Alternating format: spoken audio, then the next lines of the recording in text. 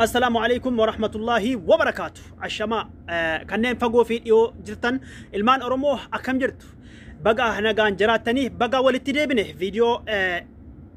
درب جتارا ملك أتد إيسنجرا فيديو جزين كوني جزء واي أرموه سوتي سرقوتي يران باينو جدا فيديو أما نمن دون سرعة تجرا أما لولا منكيسا كيلولي mana keessa jechuun jaarsaaf jaartii akka jedhamu fakkeenyaaf beeksisa tokko ilmaan tokko jaarsaaf jaartii lolicha ka'e lola sana ka'e gidee kana keessa galuu hin barbaachisu maaliif namni hubannoo malee sitti illee mufata garri bakka kana keessa uummatuma wal fixaara deebeetuma maatii malamaantu wal bukeessaara akkas kanaafuu dheengaddafa waa'ee alaabaa faaga alaabaa waa koottiin bu'in kiyya koottiin bu'in gizee jedhamu sana faa mataaf hundee dhamnaa madhiifame haasaan mataa hundee sun dhamnaa namni hedduun illee haasee أنا كم زاول لا تمن إيسى بكاشل مرة جدي كنافو كليسة جوار محمد حاسوا بريدة حاسي قافينا من هواسني أرمو هدو يس قرونا ما كم هدو تلاعب بسنا دعوته أنيس لاعب رنجرا يروح دعوة شانجرا نما هدو دعوته قرو منا نوبته باية تونا مشاكسيسا هنوبته يادا جوار كنا نمني هدو نخبتا سببني نمني هبتوف سببني نمني حاسا سافرتوف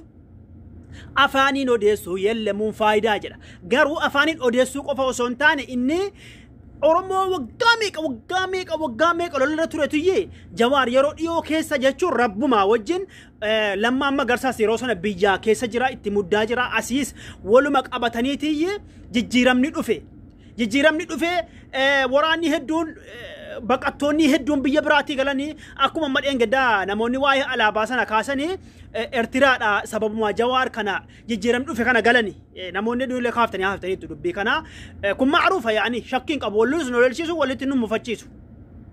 كنا فوق ليسس قافي هدوك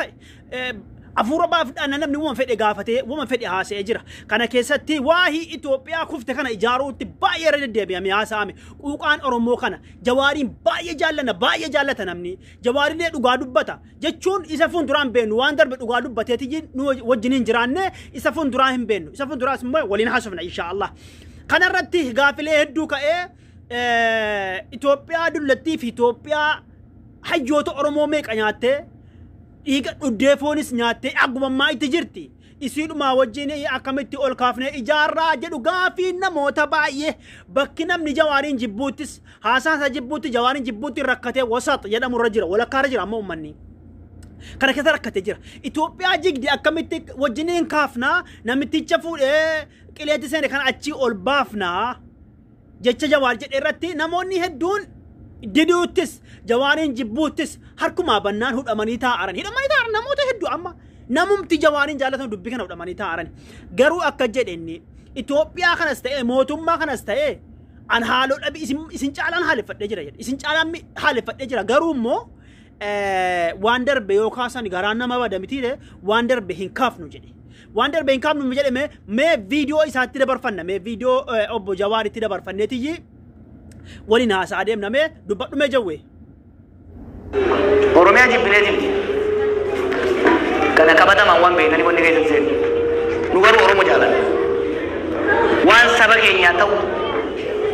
جالن. إسنارك دوري سوق أجتّا وان إسكنتان إسني تلوم. never. وان أمتا كنا إنتاني نجالن أجي إسني تلوم روبر بعد نجيبا. سنيف إفتاة متي سنيف وان تاني قرو جواركو نيجا بايت انت اللي بيكا وان تاني تنمون جدي وان تاني هندوباتو يوفتن نجالت أو فتن نجيبا ماله وان تاني هندوباتو جتشونسا أمني كوني أما أكم إينو خنامتي أكم أوروميا تيفوتوس كنا جنو خنامتي أكسيمتي دبين مالف هيو كنا دو كادي مومتي نما برباچي سوف سيرا فيرت تديمو بيكا وان اتدفت بيكا يجو وان فربما بيكا حتى أمالي نمني وان كانت انتالي بيكا متي كانت تو وان رفو وان بيكوف وان در برا وان انتالي إلا لوف جتشا هاركنا ركوتانا جالتنا جده وان انتاني سنتنمو كاران نباسو طيب مرو مالي فيجي وران آبتو كارانا جنياتنا فرمو جده ما اجتا وران هاتشدو ولا ليه ما فكرانا جنياهو جواري تفوفي كفا لولي ولي تفوفون كبا لما باهون دج على غريت ديمو مريد عن ديمو تو إرويا irra wayya jennee yaadna maaliifi har'a hedduu hoogganni Oromoo ni kijiba isinitti hima waan ofii namanne isin amansiisu isinitti hima warri hedduun walabummaa Oromiyaa jiru kun qabatamaan kasanitti cichee nagarre waan ani itti namanne isinitti himu waay dongora warri akkas jawa ajjeefamuu haafannifamuu hin jennu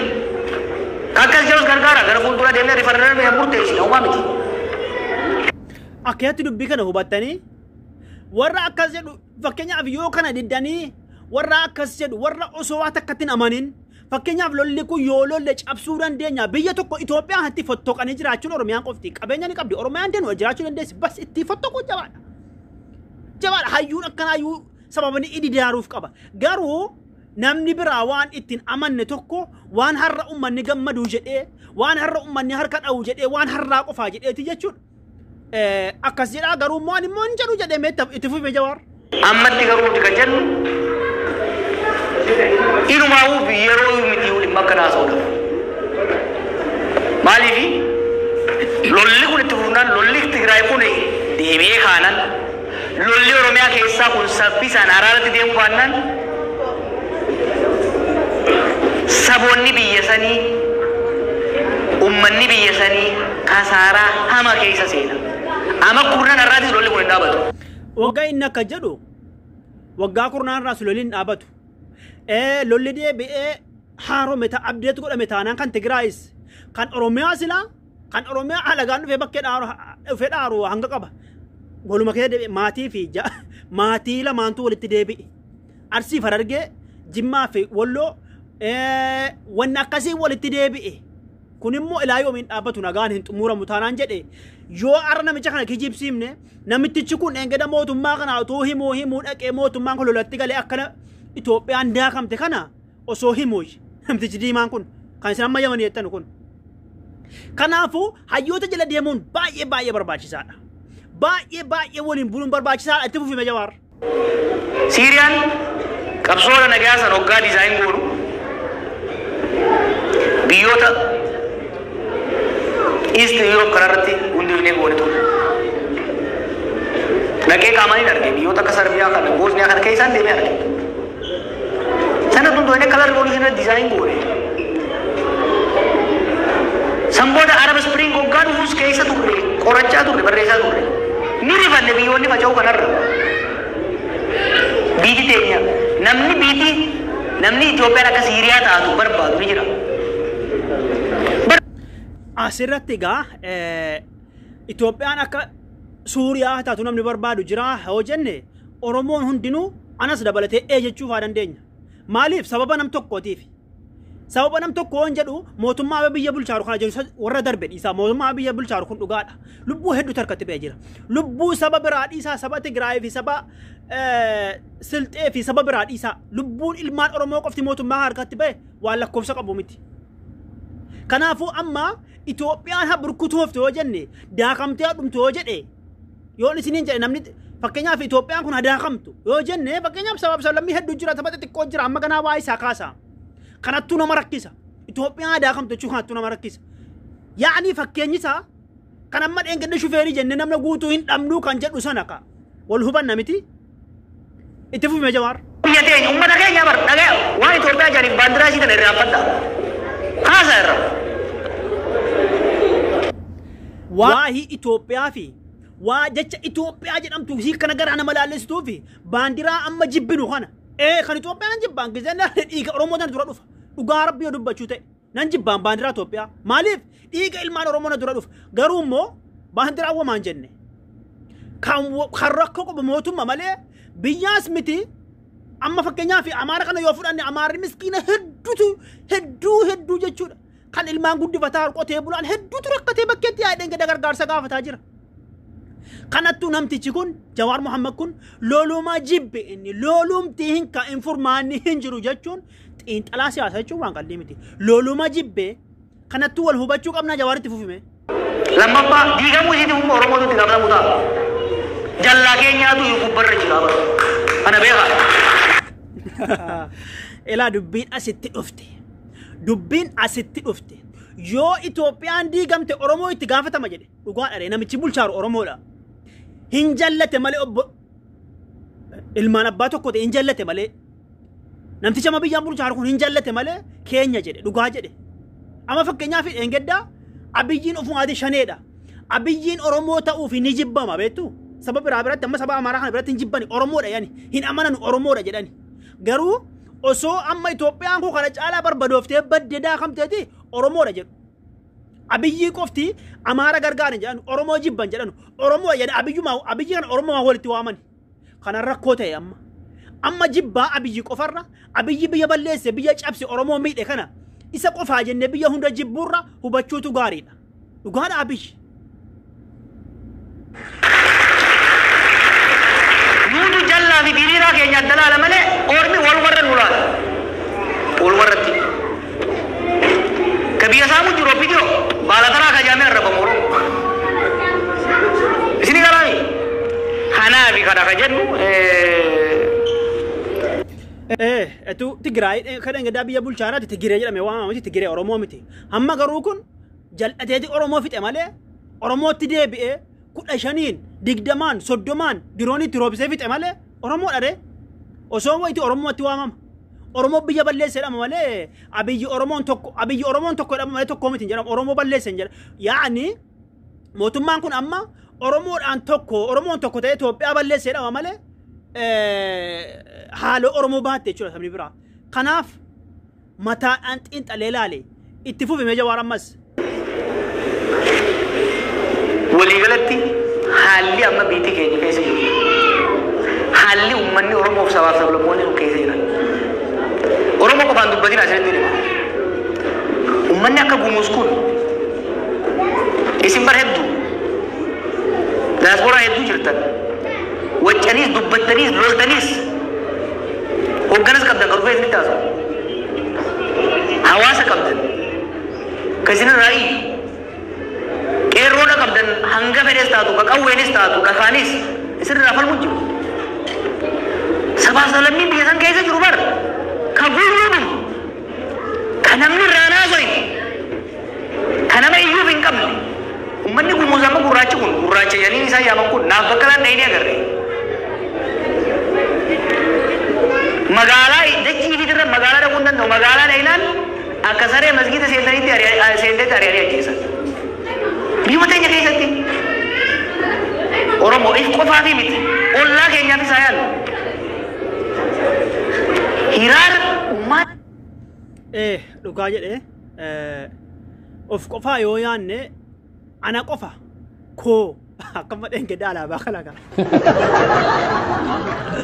akkama alaabaa dhengeddaa ana koo ana qofa na qofa nyaata na qofa mirga argachuu qaba jennee yoo falmine dhugaadha namtichi kun dhugaa jedhe falmuun hin ta'u sabaaf sablammoota amma sabama gurraacha kana kayyoo suuqa waa bitachuu yookiin magaalaa keessa akka sareetti ari'amu akka saree masgida seente jedhe mee ilaalaa mee namicha kana hubadhaati jecha isaa kana. Kan keessa ilaa jiru amma waan na boonsu keessaa tokko bara dabre kana keessatti uummanni keenya yeroo uummata Tigree rakkoo son geessu bira dhaabbachuun keessan sirritu. Kaleessa hooggansi isaanii paartii isaanii akkan godhe jettanii uummata hijaa akkan taane agarsiiftan. Uummanni Oromoo uummata nama boonsu warra uummata nama boonsu.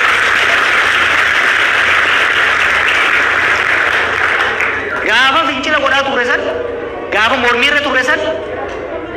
sirna wayyaanaa tokko gaafa fincilu uummata Tigree nama Tigree tokko Oromiyaa keessatti hin to'ine.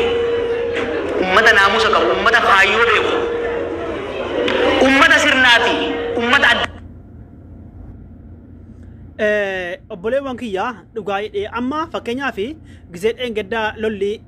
akkas lolamu kana gizee amma dheengaddaa wayyaaneen akkana biyya balleetu kana wayyaaneen ajjeefamtu Oromoo keessatti ajjeefamtu fakkeenyaaf amma waraanuma keenya kana fudhannu waraana bilisummaa Oromoo kana dhaqanii daangaa namaa cunqursanii yoo takka achi faannoo daangaa seente asii sababa biraa Somaaliyaa achi ol seente daangaa Oromoo cunqursite malee waraanni bilisummaa Oromoo kun daangaa keenya cunqursinaa jedhu malee biyya keenya irratti nagaadhaan teenya jedhu malee Qaidaan kana macun kursinaa waraanni bilisummaa Oromoo asiin daangaa Amaaraa cabsee seenee jechuun dhagaameera. Daangaa Tigree cabsee seenee jechuun dhagaameera. Kanarraa fudhanna bakka waa biraa dhibne wajjin cinqamuu dhibne waa biraa. Kanaafuu Itoophiyaa jigde kaasee waata kana isintti maan Itoophiyaa jigde kaasee yoo danda'e waliin tokko taanee kaafne yoo inni mooda dhabame ammas gara biraatti tooftaa jijjiirachuu wama jiru yaani wama jiru kun kanaafuu hayyuu akkanaa kana nama akkana sabaaf sablammoota hundaaf dhiphatu nama sabaaf sablammoota hundaaf yaadda'u nama saba isaa qofa amma yeroo hedduu zarinyaan hun jetti amaarri kun immoo jechuudha amma dhengedda gaafa mootummaan kun aangoorra seenu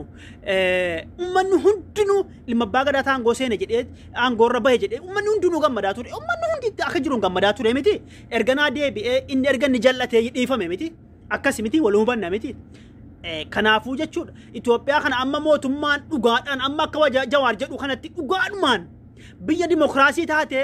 wanni biyya sana keessatti dirqiin nama qabamu misooma dalagachuu malee